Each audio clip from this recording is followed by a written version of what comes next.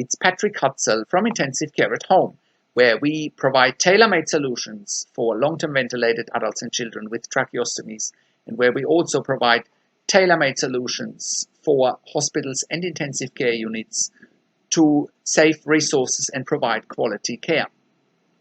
So in this short video, I want to answer a question from one of our readers, Denise.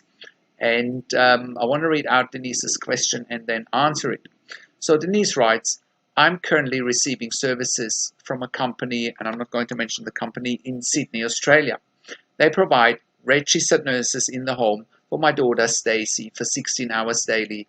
My daughter Stacy is ventilated with a tracheostomy, and she's ventilated 24 hours a day. I'm looking because I would like to and require coverage of 24 hours daily.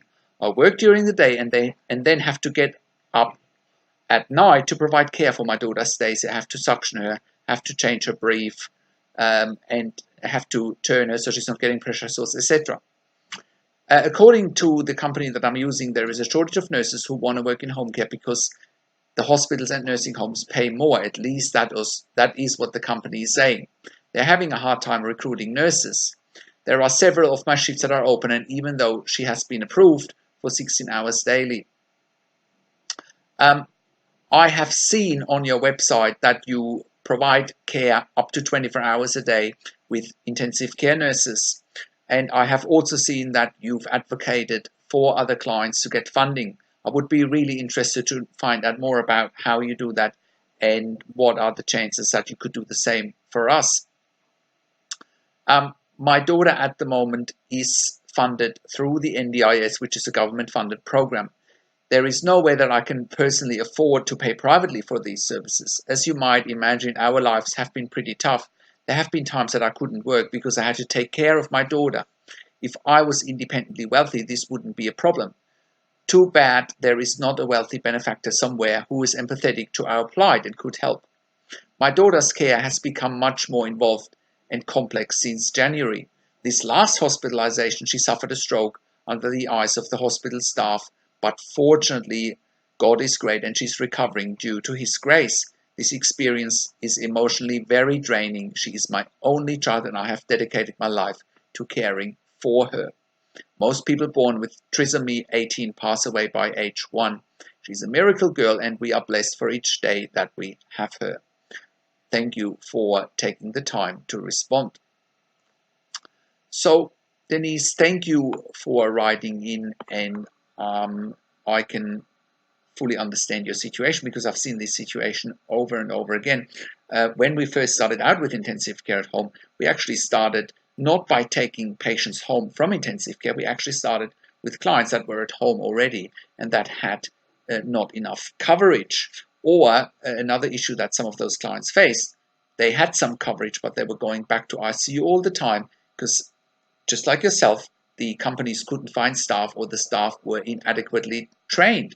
And the advantage for us is with intensive care at home, we can send you ICU nurses into the home and they don't need to be trained on ventilation and tracheostomy because that's bread and butter for us.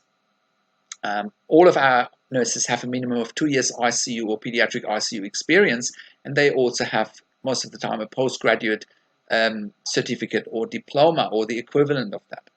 So, number one, I am not surprised that your current nursing agency can't find enough staff, let alone that they can't advocate for 24-hour care for you. Let me explain. One of the issues that a lot of the non-specialized nursing agencies are finding is they can't attract staff to look after ventilated patients at home because it's simply a specialist skills. It's high risk to look after a ventilated patient with tracheostomy, especially if the registered nurses are not ICU trained. And that sounds is the case in your situation. As I said, the minimum requirement for somebody at home on a ventilator is that the nurses are ICU trained and have a minimum of 2 years ICU experience. So, and I totally understand that if you have 16 hours a day of care and most of the shifts are not filled, of course you're struggling, and I fully appreciate that. So we come from a different perspective. I mean, if the nursing agency is telling you that nobody wants to work in home care because the hospitals and nursing homes pay more, I say that is not accurate. from our perspective, we are providing an intensive care substitution service, and that means we are basically go back to ICUs and we say, look, we can cut your $5,000 per bed day ICU bed by 50%, right? And by doing that, it's the hospitals want it, the health funding bodies want it because they save money, right? And that still leaves us enough room to pay our nurses a competitive wage, and that helps us with recruitment, getting people out of ICUs. So that's number one. Number two, with advocating for 24-hour care, again, we've taken some of our clients from 2 shifts a week to 24-hour care. The simple reason for that is we are clinicians. We are a team of ICU professionals, and we can advocate for clients. We understand the clinical side of ICU, and we also understand the clinical side in a home care setting. So for us, it's second nature to advocate for clients because we understand the clinical so well, and we know what's required to advocate for someone who needs 24-hour care instead of quote unquote living in intensive care. So that's fairly easy for us. And because we are intensive care professionals, we have a broad network to make this happen, right? We have surrounded ourselves with the right people that can help us with the advocacy and then getting the results that our clients want and need. So also, if you think about it from a recruitment perspective, you look at the intensive care nurses, that are required for looking after your daughter at home. How do we attract staff if other agencies or nursing companies can't attract staff? Well, quite simple. For an intensive care nurse wanting to work in the community, they don't want to work for company X or for company Y, but they want to show on their CV, well, I've worked for intensive care at home because it's related to their ICU or intensive care career. So that's how we attract staff, because they want to take their ICU skills into a home care environment.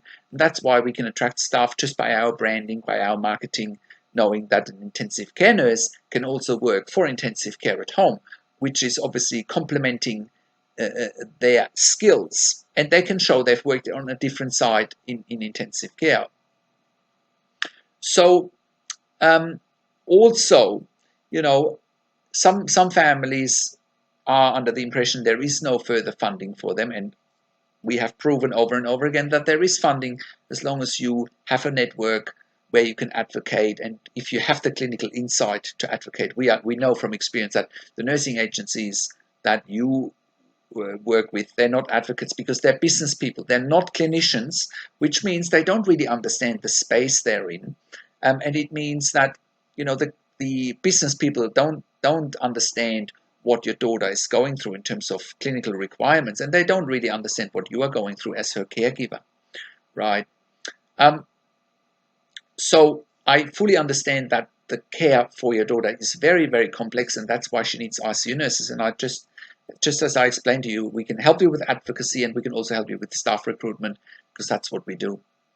All right, if you have any questions, any further questions, just shoot me another email or give me a call on one of the numbers on the top of the website. I know you're in Sydney, in Australia. Just shoot me an email and I'll get back to you. Take care for now. This is Patrik Hutzel from Intensive Care at Home, and I'll talk to you in a few days.